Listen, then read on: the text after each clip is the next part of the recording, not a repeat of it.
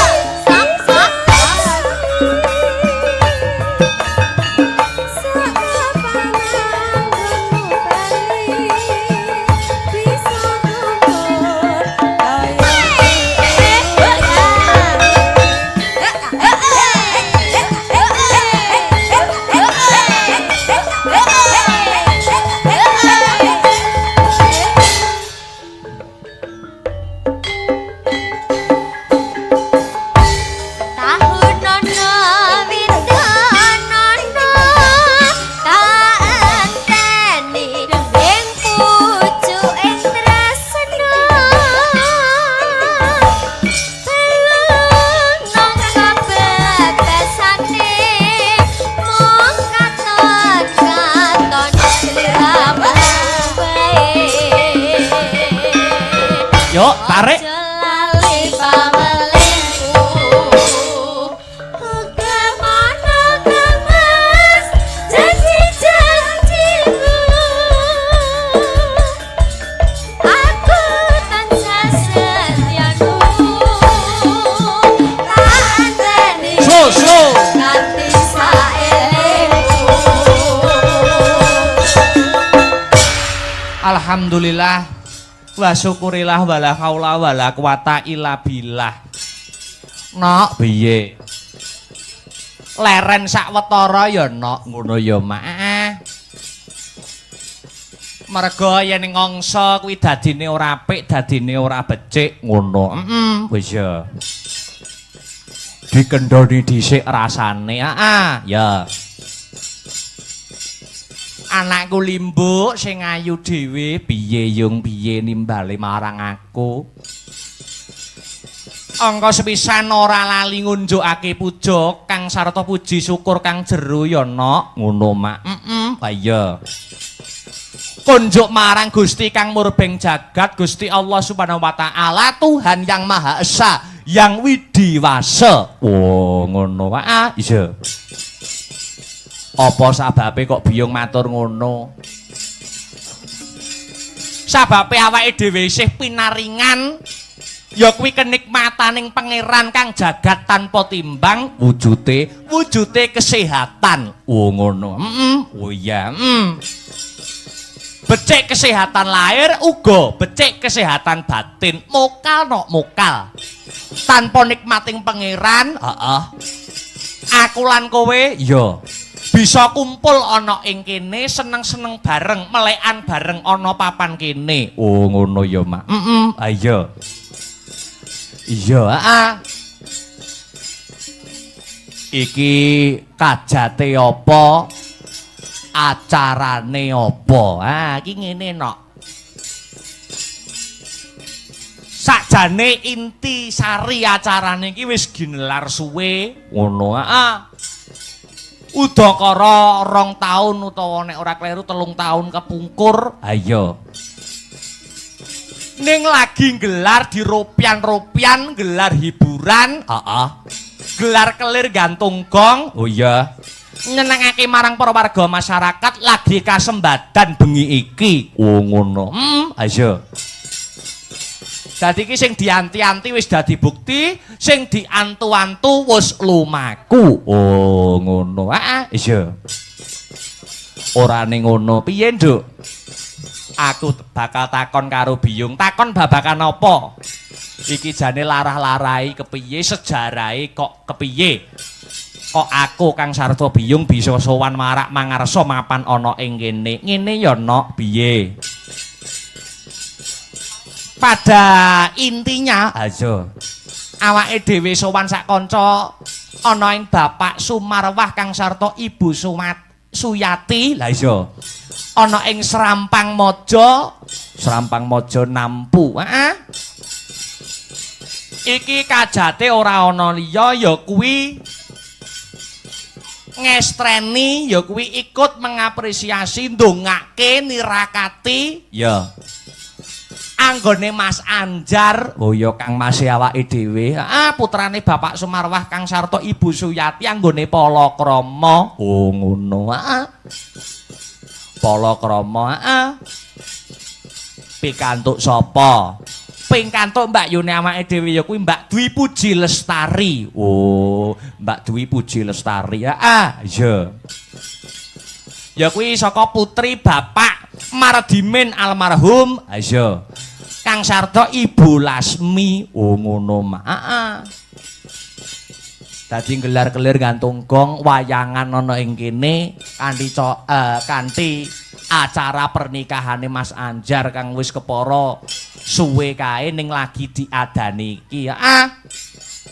Nek nembusi yen ora kleru tahun 2019 2020. Lah iya, ning merga pada saat itu, keterak ya kuwi adanya pandemi COVID-19 corona, acarane ditunda utawa diundur. Oh ngono. Iya. saiki bisa kaleksanan alhamdulillah lah ya mula ora ana eleke ora ana rugine awake dhewe ngaturke panuwun tenan kok nok ngaturke panuwun terima kasih yang sangat banyak marang pepundhene awake dhewe Bapak Sumarwah Ibu Suyati Mas Anjar uga aku ngaturke panuwun dene aku sak rombongan wis pinercaya marak sowan ana ing kene lah iya ana ing Serampang Maja pinercayan ketiban sampur paring nelipur marang para warga masyarakat dana rasa marang para warga masyarakat sekitar kang mapan ana ing Serampang Maja kene ngono lah iya iya mak iya mula didongake nok didongake pinanganten kekalih Masku Mas Anjar ayo Kang Sarto Mbak Dwi Puji Lestari anggone mbangun Bale Wisma dadiya keluarga sing atut runtut ora runtungan ayo pindha mimilan mintuna satemah dadi keluarga sing sakinah mawaddah warahmah dapat mewujudkan baiti janati rumahku adalah surgaku amin satemah bisa dadi keluarga sing rukun satemah ing tembe mburine bisa pinaringan golek kencana kang bisa tata jalma ya kuwi wujuding putra ngono ya mak didongake muga-muga enggal entuk momongan amin sak rampunge sak pundhate awake dhewe sowan ana ing kene sak kanca ngalap berkahe para warga masyarakat Serampang Maja muga-muga pinaringan momongan utawa putra ya sing soleh utawa solekah lah iya luar biasa ewadene mau sore sadurunge acara wayangan lah iya senadyan mau sore aku munggah panggung isih klenengan mau isih udan ning alhamdulillah pinaringan tingkas pinaringan terang amin ya rabbal alamin pancen ya sing disuwun kuwi wong ya tontonan ki wajibe ditonton senadyan to udan kuwi lambange rejeki ning awake dhewe menghargai nek nyiapke kan ya wis uba rampene kan ya wis dhewe kan ya merasakan bot repote panitia sing do nyepake Pak Marwah Ibu Suyati Mas Anjar lah iya dadi nek acarane terang iki piyayine ya marem lah iya iya mak ora apa-apa lah iya mau sore wis kupat luar tegese nadare ya kuwi pernikahan wis dibayar tuntas lah iya wis sah ngono iya dadi wis nadare wis sah anggone wayangan disekseni karo para warga masyarakat tangga teparo kang mapan ana ing Serampang Maja mau kupat luar kang dadi wujude alhamdulillah iki ngiras-ngirus ngluru-ngluru gawe dasare apa watone apa ayo nono awake dhewe kae rikala semono mbuh taun pira aku ya lali lepya awake dhewe ya tau sowan marak mangarsa ana ing wilayah Serampang Maja dan sekitarnya lah iya nalikane awake dhewe yen ora kleru isih SMA biyen isih SMA nganti saiki awake dhewe kuliah meh lulus lagi isih diparingi awit saka ridaning Gusti isih diparingi kelodhangan wektu karo Gusti Allah nyambung tali silaturahmi nyambung paseduluran karo para warga masyarakat kang mapan ana ing Serampang Maja khususon keluarga besar Bapak Sumarwah Kang Sarto Ibu Suyati ngono iya luar biasa jare Kanjeng Nabi sok sapa sing seneng nyambung tali silaturahmi ngraketake rasa paseduluran bakal dijembarke rezekine bakal didawake umure Allahumma amin wah luar biasa bangun Bale Wisma jenenge wong ki yen wis rabi lah iya kuwi kudu kuat kudu bakoh njaba jerone wah ngono Dadi nek rung siap secara materi dan siap secara mental aja wani rabi. Lah iya. Ngono, heeh. Iya, heeh. Heeh. Apa ana resepe? Piye? Apa ana resepe wong iki bakal ana puji-puji ning kerja.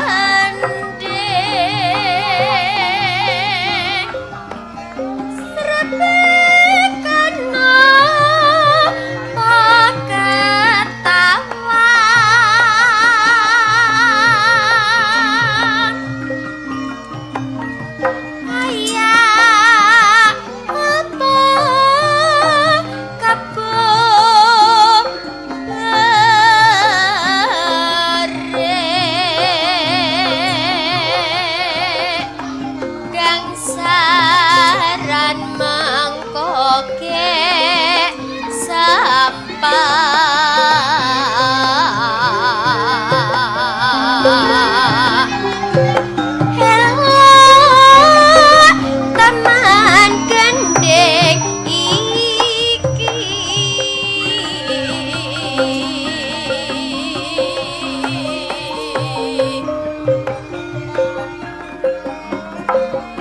gawe sekar